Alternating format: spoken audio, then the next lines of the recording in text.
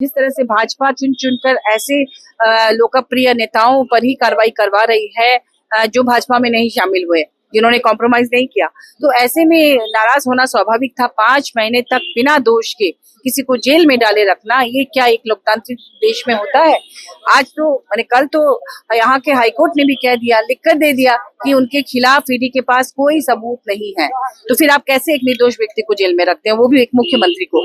उनका पद भी आपने एक तरह से छीन ही लिया। उनका कहना है कि जब ये प्राकृतिक रूप से इतना समृद्ध राज्य है तो आखिर हम पिछड़े क्यों रहे? उन्होंने ही अपनी मर्जी से माननीय चप्पईदा को पद दिया है और हमारी पार्टी झारखंड मुक्ति मोर्चा एक परिवार है, पार्टी नहीं है।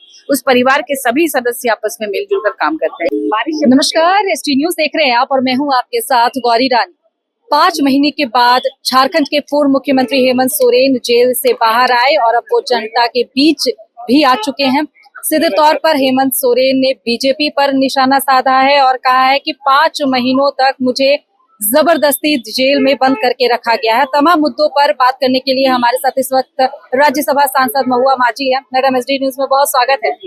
सबसे पहले तो आपके नेता पूर्व मुख्यमंत्री हेमंत सोरेन जेल से बाहर आए हैं, कार्यकर्ताओं में उत्साह है, आप लोग में भी एक बिल्कुल उत्साह इसलिए है कि सभी लोग बहुत दुखी भी थे, आक्रोशित थे, नाराज थे। जिस तरह से भाजपा चुन चुनकर ऐसे लोकप्रिय नेताओं पर ही कार्रवाई करवा रही है जो भाजपा में नहीं शामिल हुए, जिन्होंने कॉम्प्रोमाइज नहीं किया, तो ऐसे में नाराज होना स्वाभाविक था। 5 महीने तक बिना दोष के किसी को जेल में डाले रखना, ये क्या एक लोकतांत्रिक देश में होता है? आज तो कल तो यहाँ के हाईकोर्ट ने भी कह दिया, लिखकर दे दिया कि उनके खिलाफ ईडी के पास कोई सबूत नहीं है। तो फिर आप कैसे एक निर्दोष व्यक्ति को जेल में रखते हैं, वो भी एक मुख्यमंत्री को? उनका पद भी आपने एक तरह से छीन ही लिया। तो ये जो है ये सब जनता देख रही है। लोकसभा चुनाव में आपने देखा कितना फर्क पड़ा है। 400 पार का नारा लगाने वाली भाजपा सरकार मात्र कुछ सीटों में सिमट गई है। गठबंधन में ही उनको भी सरकार बनाना पड़ा है। तो आने वाले दिनों में इस तरह से अगर बेईमानी से लोग चुनाव जीतना चाहेंगे तो जनता उनका यही हश्र करेगी। क्या भूमिका होने वाली है? आगे भूमिका जो उनकी पहले भी थी, 2019 में भी उन्होंने डबल इंजन की सरकार को हराकर यहाँ पर सरकार बनाई थी और वो विकास का ही काम कर रहे हैं। उनका सपना है इस राज्य को देश का सर्वश्रेष्ठ राज्य बनाना, क्योंकि अभी ये पिछड़े राज्यों में गिना जाता है। उनका कहना है कि जब ये प्राकृतिक रूप से इतना समृद्ध राज्य है तो आखिर हम पिछड़े क्यों रहे?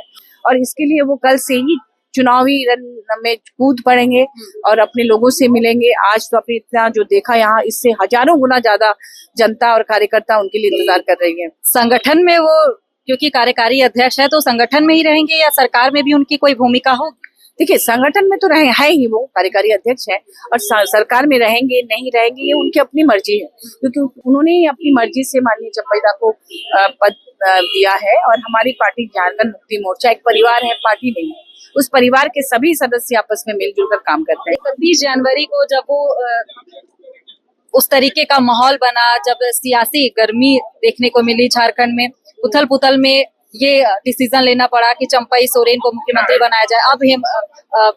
तो अब जब वो बाहर आ चुके हैं तो अब क्या लग रहा है कि सीएम का भी चेहरा उलझे हुए नेता है माननीय हेमंत जी।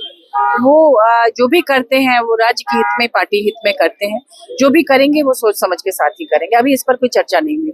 आगे क्या कुछ देख पा रही हैं? क्योंकि आने वाले 2024 के चुनाव में हम लोग बहुमत से जीत रहे हैं और यहाँ फिर से हमारी सरकार बनेगी। चलिए, बहुत शुक्रिया हमारे साथ एक बार हमारे साथ इस वक्त बात कर रही थी राज्यसभा सांसद महुआ माझी जी। उन्होंने कहा कि हेमंत सोरेन 5 महीनों तक जेल में रहे और अब वो जेल से बाहर आ गए हैं, तो ऐसे में आने वाला जो विधानसभा चुनाव है इसमें भूमिका जो होगी हेमंत सोरेन की वो बहुत महत्वपूर्ण होगी, क्योंकि जेल में बंद होने से कहीं ना कहीं कार्यकर्ताओं में एक निराशा देखने को मिल रही थी, लेकिन अब कार्यकर्ता हेमंत सोरेन को वापस देख करके ऊर्जा में आ चुके हैं और इसका असर भी आने वाले विधानसभा चुनाव पर भी देखने को मिलेगा। फिलहाल इस खबर में इतना ही, मुझे दीजिए इजाजत, नमस्कार।